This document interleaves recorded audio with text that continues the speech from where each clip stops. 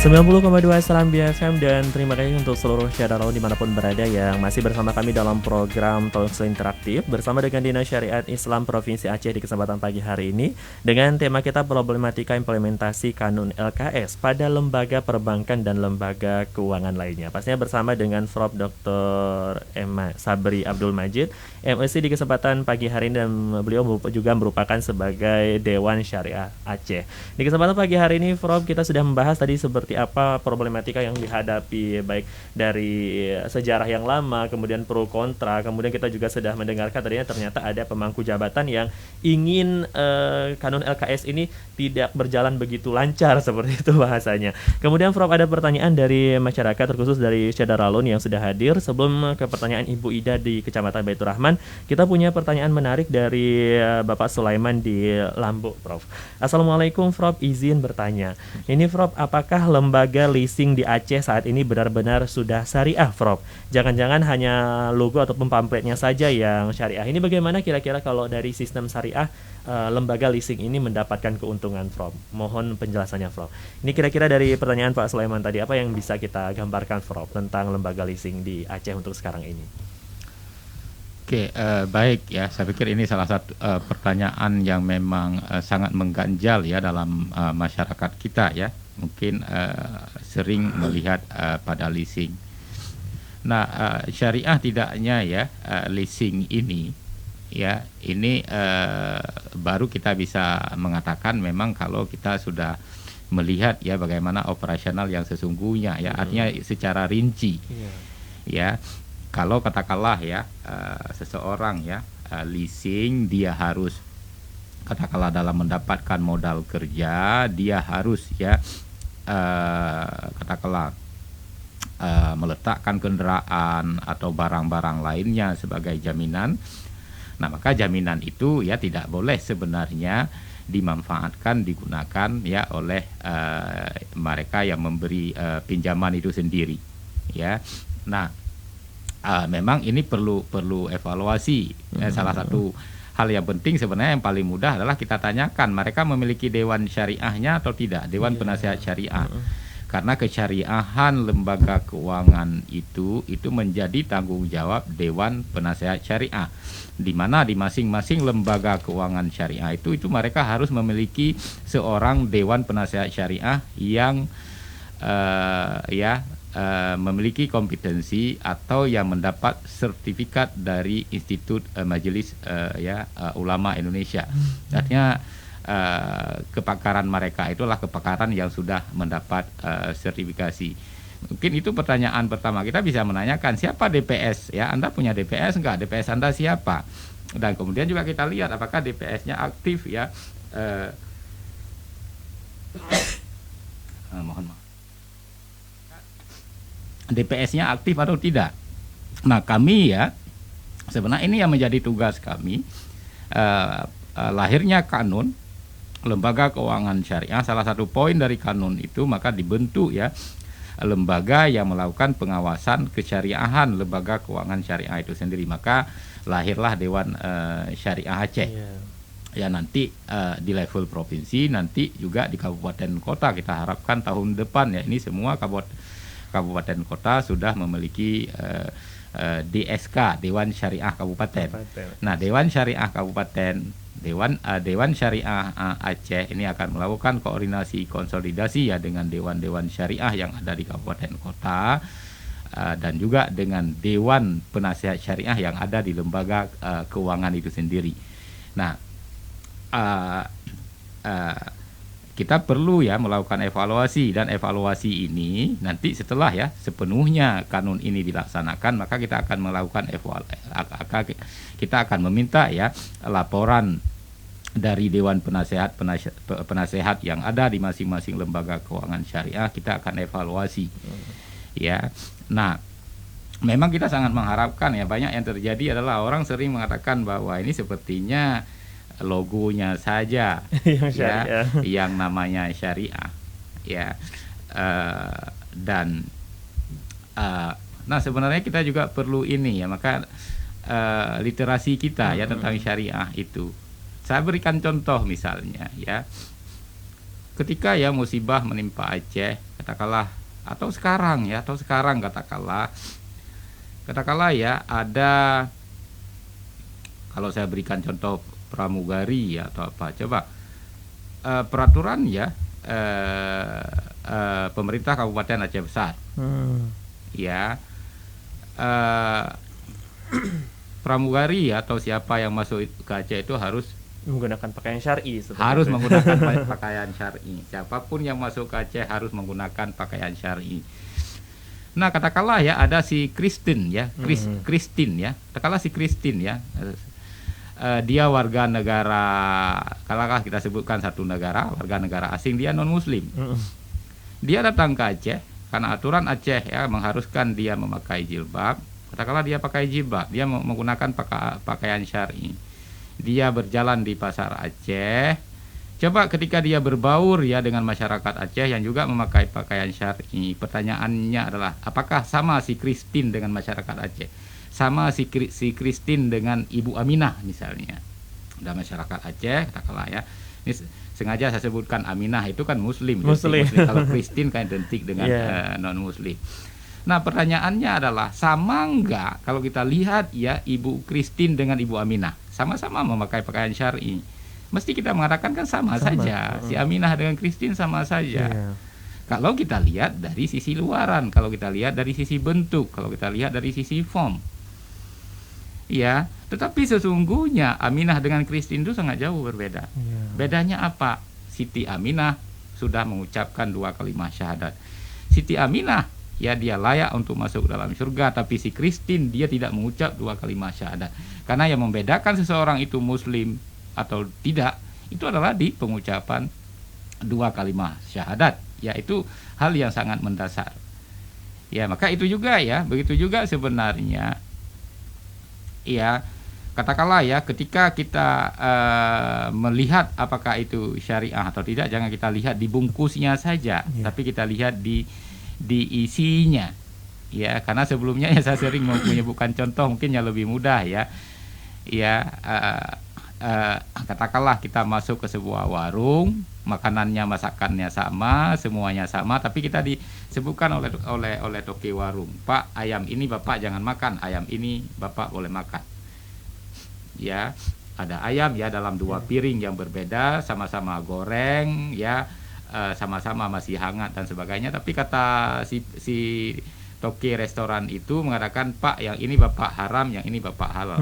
Toh kan sama-sama ayam. Ya, nah yang membedakannya apa? Yang satu disembelih secara syar'i, yang satu tidak disembelih. Nah, artinya bahwa kalau kita lihat ya dari sisi bentuk ya bisa jadi sama, tapi sesungguhnya substansinya, akad-akad yang digunakan itu berbeda. Ya, akad-akad yang digunakan itu berbeda. Maka kan disebutkan sangat terang benderang ya, wa halallahul bai'a wa harrama riba. Allah menghalalkan jual beli dan melarang riba. Maka akad yang kita gunakan ya. Nah, contoh misalnya begini ya, katakanlah, karena dalam Islam itu ketika terjadi pertukaran antara 2 barang yang sama, emas dengan emas, perak dengan perak, garam, gandum, ya itu disebutkan ya barang-barang ribawi dalam hadis yang sahih. Nah, termasuk katakanlah ya, kalau saya menukar uang dengan uang, terjadi kelebihan di antara keduanya, maka itu riba. Ya, katakanlah saya pinjam uang dengan si A 1 juta, kemudian saya kembalikan lebih dari 1 juta, kan itu pertukaran uang dengan uang, maka kelebihan itu adalah riba. Maka caranya bagaimana? Katakanlah kalau saya perlu uang, saya pinjam ke si A nanya misalnya, Pak Sabri, Pak, uangnya untuk apa?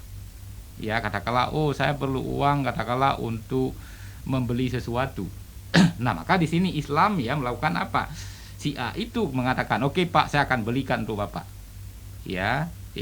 Nah, barang yang Bapak inginkan, katakanlah handphone, oke ini Pak, handphone saya beli, harganya katakanlah 2 juta, tapi saya jual ke Bapak 2 juta 200. Beliau mengambil keuntungan. Nah, kemudian saya cicil dengan beliau, saya hutang, saya cicil. Maka di sini yang terjadi adalah pertukaran antara handphone dengan uang.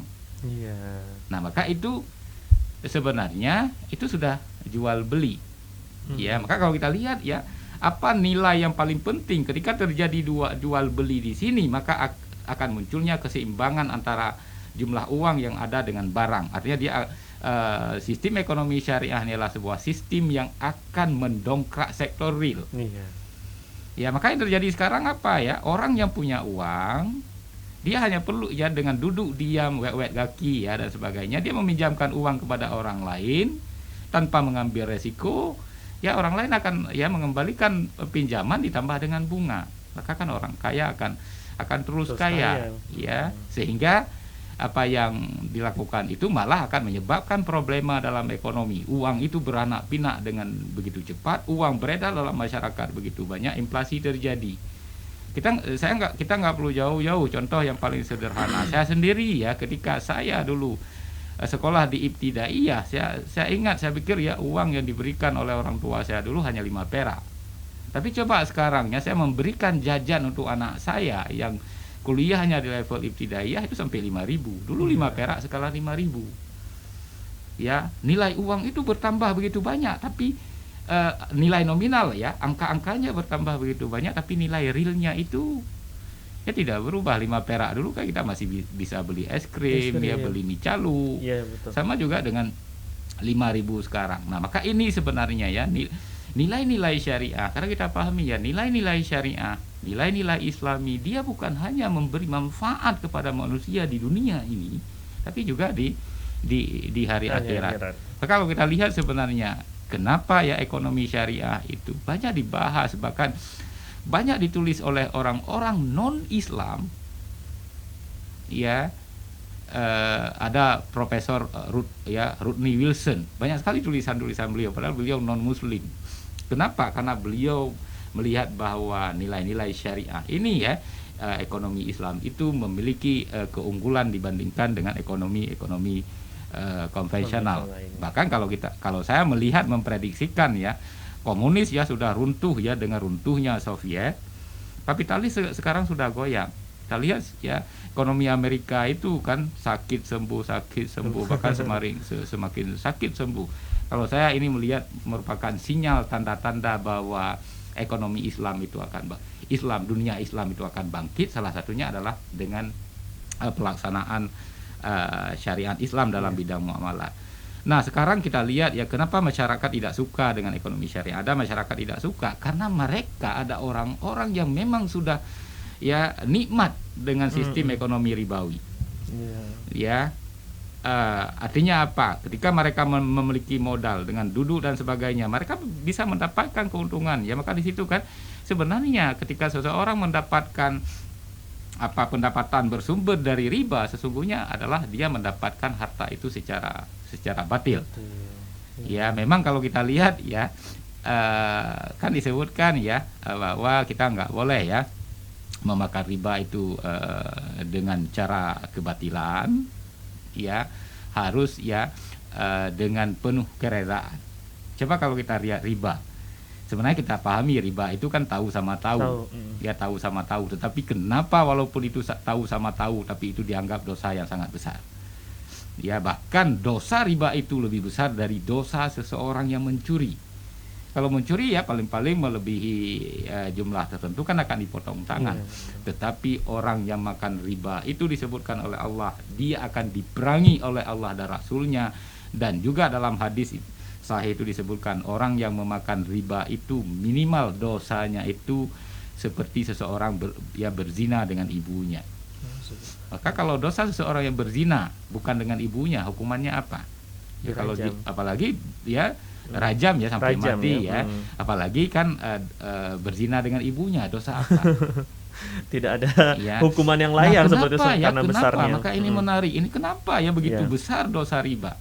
Karena kita lihat ya, sebenarnya ketika riba ini dipraktekkan dalam ekonomi, maka tatanan ekonomi ini akan hancur. Ketika seseorang berzina dengan ibunya, dia melakukan sesuatu perbuatan yang haram, sesungguhnya apa? Dia karena cara yang paling dekat ketika seseorang ingin melahirkan ya seseorang yang mirip dengan dirinya, itu ya berzina dengan ibunya. Karena ya dia lahir dari ibu itu, dia ingin seperti dia, ya maka kita lihat ya, artinya dari sisi proses ya. Iya. Orang yang memakan riba itu artinya ketika seseorang itu punya uang, dia ingin melahirkan uang yang sama, ingin memperanak-pinakkan uang, maka dengan praktek riba itu dia punya uang yang sama, nanti punya anak-anak uang. Ya, maka itu kenapa disamakan dengan riba. Dan kemudian coba kita lihat ya, apa katakanlah kenapa Islam menyamakan maka riba itu seperti berzina dengan ibunya. Tadi dari sisi proses ya, seseorang ingin melahirkan seperti dirinya ya, orang punya uang ingin memperanak-pinakkan uang itu dari sisi proses. Dari sisi hasil apa, ketika katakanlah ya, perzinahan antara seseorang anak dengan ibunya itu terjadi, katakanlah lahirlah anak dari perzinahan itu, pertanyaan yang begitu sulit kita jawab dan membingungkan, anak itu layak memanggil siapa kepada ibu dan bapaknya? Ya, anak itu bisa memanggil ibunya itu ibu dan nenek. Kepada bapaknya dia bisa panggil abang dan ayah. Coba kalau kita ya melihat ada seseorang anak yang memanggil kadang-kadang ibu, kadang-kadang nenek, kadang-kadang panggil ke ayah abang, kadang-kadang ya abang atau ayah, ya saya pikir kalau kita lihat ya berhari-hari seperti itu, akhirnya kita sendiri yang harus datang ke rumah sakit jiwa. Kita pikir kita yang stres, kita yang gila atau dia yang gila? Iya betul. Ya, belum lagi coba misalnya kalau orang tuanya meninggal ya dan sebagainya, bagaimana proses pembagian harta warisan dan sebagainya. Artinya tatanan kehidupan sosial masyarakat akan hancur luluh lantak kalau ini terjadi. Maka sama saja sebenarnya. Ketika riba ini dipraktekkan, maka ekonomi ini akan selalu sakit, akan terjadi krisis, dan ini kita rasakan memang. Ya, dan ini akan ya, ekonomi akan terus sakit karena ya virus riba ya. Maka inilah sebenarnya yang menjadi cita-cita niat mulia ya pemerintah Aceh ya, tokoh-tokoh Aceh ya, melahirkan kanun ini sebenarnya adalah ingin membebaskan masyarakat Aceh dari ribawi. Jadi intinya banyak sekali yang harus kita benahi, Prof ya, baik dari pemikiran dari masyarakatnya, bagaimana agar masyarakat itu terus mendukung sistem ini agar menjadi sistem yang benar-benar lembaga keuangan syariah kita itu bagaimana agar kafah seperti itu. Kemudian juga sosialisasi tentang bagaimana agar penikmat dari orang-orang yang sudah sangat menikmati ekonomi ribawi ini terus sadar agar ekonomi kita semakin baik semakin ke depannya. Nah, tanpa terasa Prof sudah hampir 1 jam kita menemani seluruh Syadarul di rumah. Kira-kira sebagai closing statement nih Prof, atau kesimpulan, apa yang ingin Prof sampaikan terkhusus kepada masyarakat dan pemangku jabatan nih Prof tentang agar lembaga keuangan syariah ini diimplementasikan dengan segera dan secara kafah di segala bidang, Prof? Oke, memang ya ketika kita niat ya untuk melakukan hijrah, melaksanakan Islam lebih luas ya secara kafah di Aceh, bukan hanya dalam sisi peribadatan tetapi juga sudah merambah dari sisi ekonomi ya, lahirnya kanun LKS ya, ini sebenarnya perlu proses ya. Saya pikir juga proses ini termasuk berkembang sangat pesat ya. Coba kalau diibaratkan seseorang bayi yang lahir, kan kita minta suruh lari dia, kan dia tidak bisa. Tapi ini kalau kita lihat ya prosesnya cepat. Memang yang namanya kekurangan di sana sini ya, memang kadang-kadang yang diprediksikan seperti munculnya merger dan sebagainya, kan itu di luar dari prediksi karena itu adalah kebijakan pusat. Nah, yang namanya ya tantangan dan sebagainya itu memang muncul, tapi yang pasti kalau ini kita lakukan dengan niat ya, melakukan ya bagian dari melaksanakan perintah Allah, karena jarang kita sadari ya, orang sering kadang-kadang kan menanyakan ya atau mungkin protes ya secara tidak langsung dengan Allah, capek saya berdoa selalu, tetapi kenapa doa saya tidak diijabah ya, tidak diterima oleh Allah. Padahal kita lupa makanan yang masuk dalam darah kita sehingga kita mampu mengucapkan doa, berkata-kata dengan Allah ya, padahal darah yang mengalir, kata-kata yang kita ucapkan itu mampu karena ada energi ya, makanan yang bersumber dari riba. Artinya bahwa ya bicara syariah itu ya juga kita harus syariah ya dari makanan-makanan yang masuk pada ya dalam diri kita. Dukungan dari semua pihak ini sangat penting. Karena orang sering mengatakan kan lembaga keuangan syariah mahal. Ya wajar mahal karena mereka kecil. Ya, kenapa mahal ya? Karena mereka kecil. Coba misalnya kita lihat saja di daerah kita ya. Ada orang yang menjual katakanlah di toko-toko kecil atau kedai klep ya, atau yang di pinggir jalan itu. Ketika kita ingin membeli sesuatu, kita tidak membeli dengan mereka, kita pergi ke grosir dan sebagainya. Wajar grosir itu murah karena terlalu banyak yang membeli di situ, sedangkan yang di pinggir jalan kita tidak membeli dengan mereka. Artinya sesungguhnya yang menjadikan perbankan syariah itu mahal adalah kita, karena kita tidak memilih mereka. Coba kalau kita masyarakat dengan memberi dukungan ya, kita memilih lembaga keuangan syariah, menjadikan lembaga keuangan syariah itu besar sehingga dia akan efisien ya, dia akan bisa menekan biaya ya, sehingga dia juga akan bisa memberi produk-produk produk-produk dengan harga yang lebih murah. Dan kita pahami sebenarnya umat Islam itu tidak akan menukarkan ya yang halal itu dengan yang murah ya. Artinya coba kalau kita pergi ya ke pasar dan sebagainya, mungkin gratis pun kita nggak mau ya, datang ke pasar, bu ini ada daging babi, bu ambil aja gratis bu ya. Kan orang menanyakan kenapa, nah kan kalau orang-orang mengatakan kenapa ya yang gratis saja nggak mau, padahal Anda mau membayar mahal sampai 200.000 untuk membeli sekilo katakanlah daging kambing. Maka itu sebenarnya ya ketika kita melaksanakan syariat Islam, kenapa kita selalu mengatakan kan bank syariah mahal, bank ini murah ya, padahal yang jauh lebih penting adalah ya demi melaksanakan syariah sebenarnya apapun akan kita lakukan. Dan juga kita sangat mengharapkan ini ya, lembaga-lembaga keuangan syariah yang ada di Aceh ini harus berusaha seoptimal mungkin memberi pelayanan terbaik. Jangan mereka menganggap bahwa dengan kurangnya ya persaingan yang ada di Aceh, mungkin mereka tidak perlu bersaing dengan lembaga konvensional, akhirnya ya pelayanan ya begitu-begitu saja. Nah, ya. Dan ini tidak sesuai dengan syariah ya. Yang kita harapkan lembaga-lembaga keuangan syariah yang ada di Aceh harus berusaha seoptimal mungkin memberikan pelayanan yang terbaik ya, dan juga operasionalnya benar-benar ya sesuai dengan syariah. Tapi yang pasti kan di lembaga keuangan itu ada DPS dan DPS itu harus diangkat oleh Majelis Ulama ya, Dewan Syariah Nasional Majelis Ulama Indonesia. Maka Bapak Ibu sekalian ya, masyarakat yang saya muliakan, ketika kita meragukan katakanlah apakah ini lembaga keuangan syariah benar syariah sama saja dan sebagainya, sejauh mana lembaga keuangan syariah itu ada dewan penasehat syariahnya, maka dewan penasehat syariah itulah yang bertanggung jawab ya terhadap kesyariahan.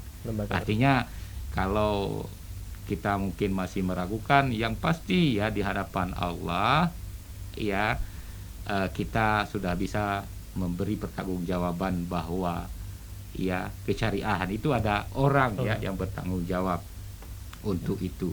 Namun saya sangat yakin ya kalau lembaga keuangan syariah ini pelaksanaan ekonomi Islam di Aceh benar-benar dilakukan sesuai dengan nilai-nilai Al-Quran, maka Aceh ini akan bangkit ya.